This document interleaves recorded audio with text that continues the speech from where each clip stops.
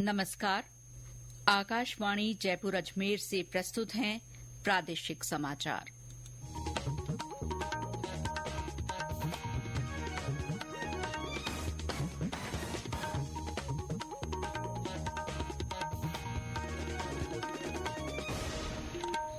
मुख्य समाचार। 7वें और अंतिम चरण के मतदान के साथ ही 18वीं लोकसभा के चुनाव की मतदान प्रक्रिया पूरी। मुख्यमंत्री भजनलाल शर्मा ने उच्च स्तरीय बैठक में प्रदेश में कानून व्यवस्था की स्थिति की समीक्षा की। प्रदेश में पश्चिमी विक्षोभ के असर से कई स्थानों पर आंधी बारिश के बाद तापमान में गिरावट। और उच्चतम न्यायालय ने राजस्थान लोक सेवा आयोग द्वारा आयोजित पशु चिकित्सा अधिकारी भर्ती प्रक्रिया पर लगी रोक हटाई।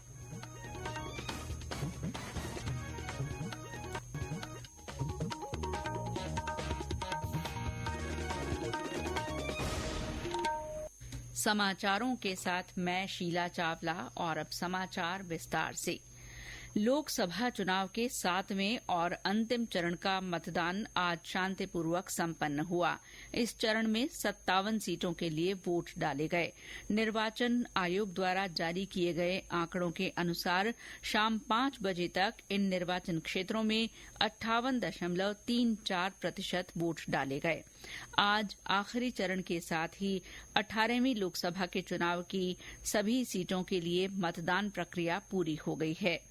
मतगणना 4 जून को होगी, जिसके लिए सभी मतगणना केंद्रों पर व्यापक तैयारियां की गई हैं। मतगणना केंद्रों पर सुरक्षा के माकूल इंतजाम किए गए हैं।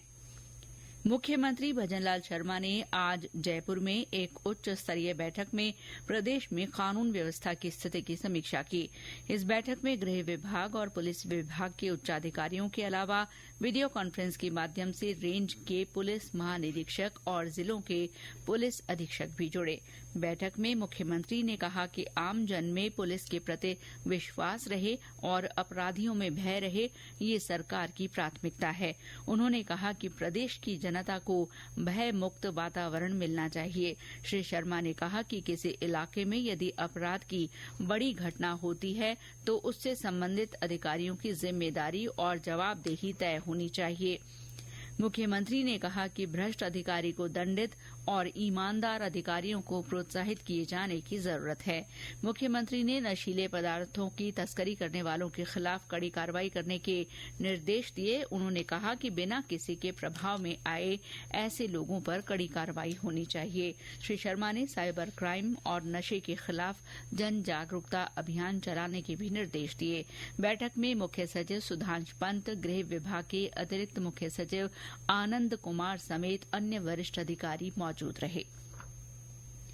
प्रदेश में प्रशासनिक अधिकारियों को फील्ड में रहने के निर्देशों के बाद जिला कलेक्टर गांवों कस्बों में जाकर विभिन्न व्यवस्थाओं का जायजा ले रहे हैं। इसी क्रम में 12 जिला कलेक्टर रोहिताश्व सिंह तोमर ने किशनगंज उपखंड की जलवाड़ा ग्राम पंचायत में रात्रि चौपाल लगाकर ग्रामीणों के परिवाद सुने। जनसुनवाई में पानी, बिजली आपूर्ति, सड़क समेत कुल 59 प्रकरण प्राप्त हुए। जिला कलेक्टर ने ज्यादातर शिकायतों के निपटारे के लिए परिवादी से सीधा संवाद कर संबंधित अधिकारियों को समाधान के निर्देश दिए। बाकी प्रकरणों में अधिकारियों को संपर्क पोर्टल पर शिकायत दर्ज कर निस्तारण होने की समयबद्ध सूचना परिवादी को देने के निर्देश दिए गए। चूरू जिले के तालछापर में जिला कलेक्टर पुष्पा सत्यानी ने रात्रि चौपाल लगाकर लोगों की समस्याएं सुनी और अधिकारियों को मौके पर ही निर्देश देकर समस्याओं का समाधान किया। झुंझुनू के किडनी कांड के आरोपी डॉक्टर संजय धनखड़ के खिलाफ कोतवाली थाने में एफआईआर दर्ज की गई है। पुलिस अधीक्षक राजर्षि राजवर्मा ने बताया कि मेडिकल बोर्ड की जांच रिपोर्ट में डॉक्टर धनखड़ की चिकित्सकीय लापरवाही सामने आई है। उन्होंने बताया कि मामले की जांच शहर कोतवाल पवन चौबे को सौंपी गई है। इस मामले में सभी तथ्यों पर अनुसंधान होगा।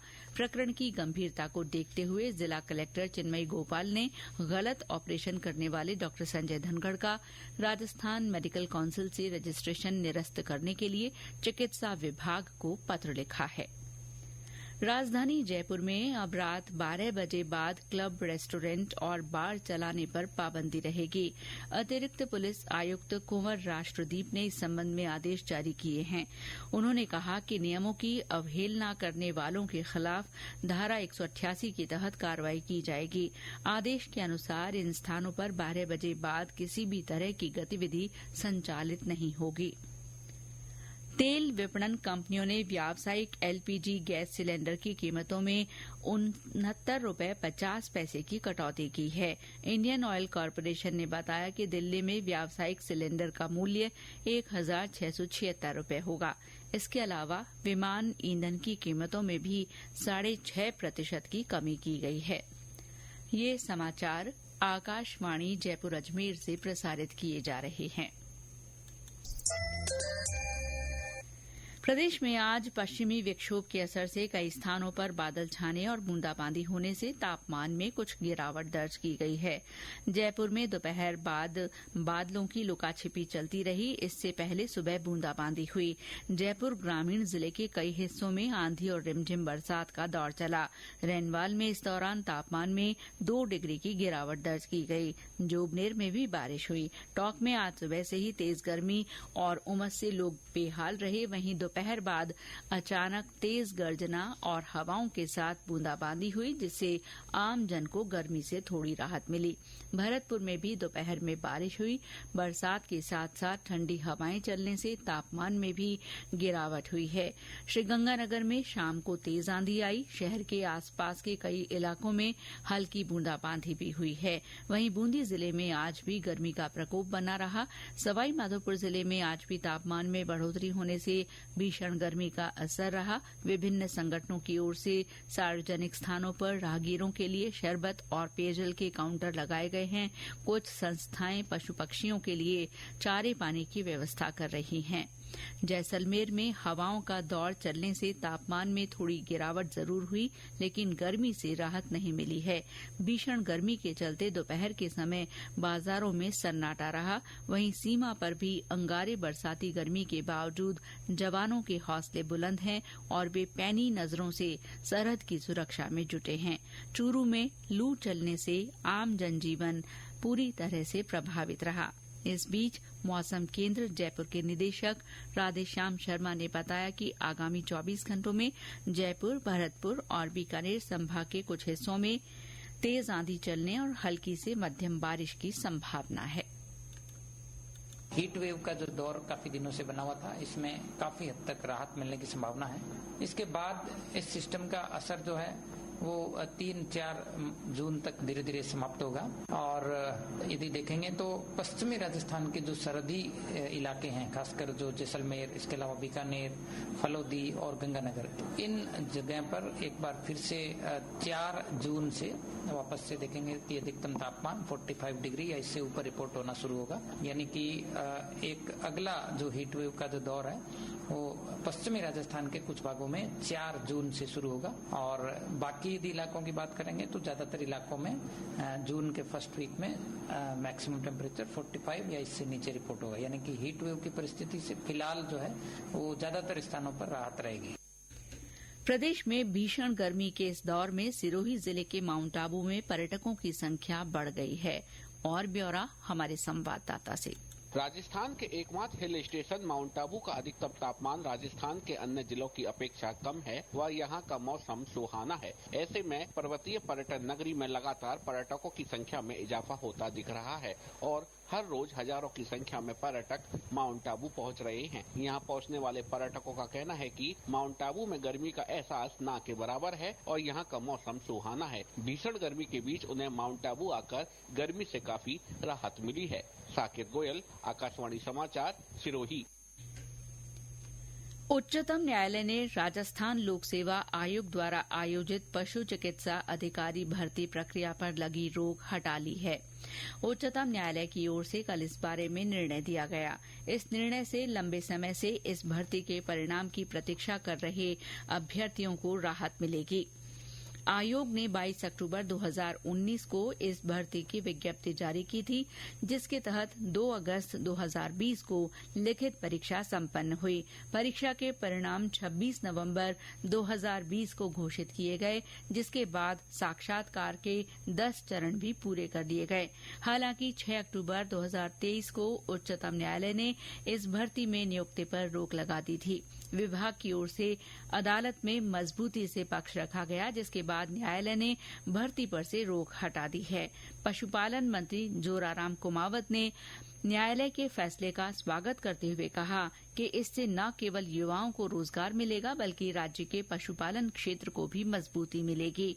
उन्होंने आश्वासन दिया कि विभाग शीघ्र ही नियुक्ति प्रक्रिया शुरू करेगा।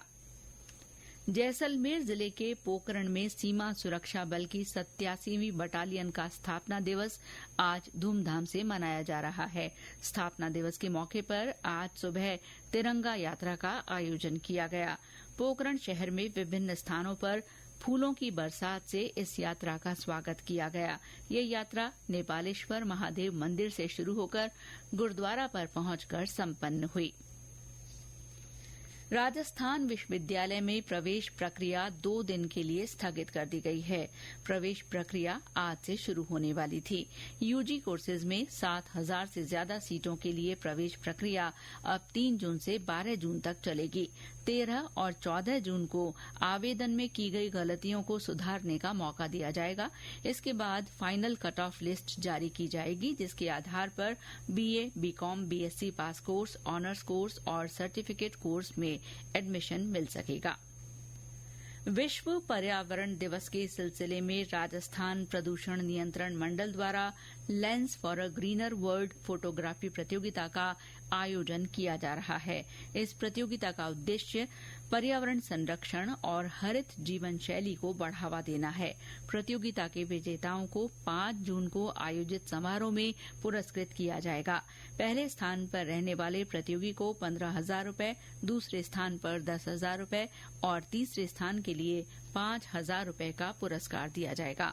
और अंत में मुख्य समाचार एक बार फिर। 7वें और अंतिम चरण के मतदान के साथ ही 18वीं लोकसभा के चुनाव की मतदान प्रक्रिया पूरी हो गई है। मुख्यमंत्री भजनलाल शर्मा ने आज उच्च स्तरीय बैठक में प्रदेश में कानून व्यवस्था की स्थिति की समीक्षा की। प्रदेश में पश्चिमी विक्षोभ के असर से कई स्थानों पर आंधी बारिश के बाद तापमान में गिरावट हुई है। और उच्चतम न्यायालय ने राजस्थान लोक सेवा आयोग द्वारा आयोजित पशु चिकित्सा अधिकारी भर्ती प्रक्रिया पर लगाई गई रोक को हटा लिया है। इसके साथ ही प्रादेशिक समाचार बुलेटिन समाप्त हुआ। नमस्कार।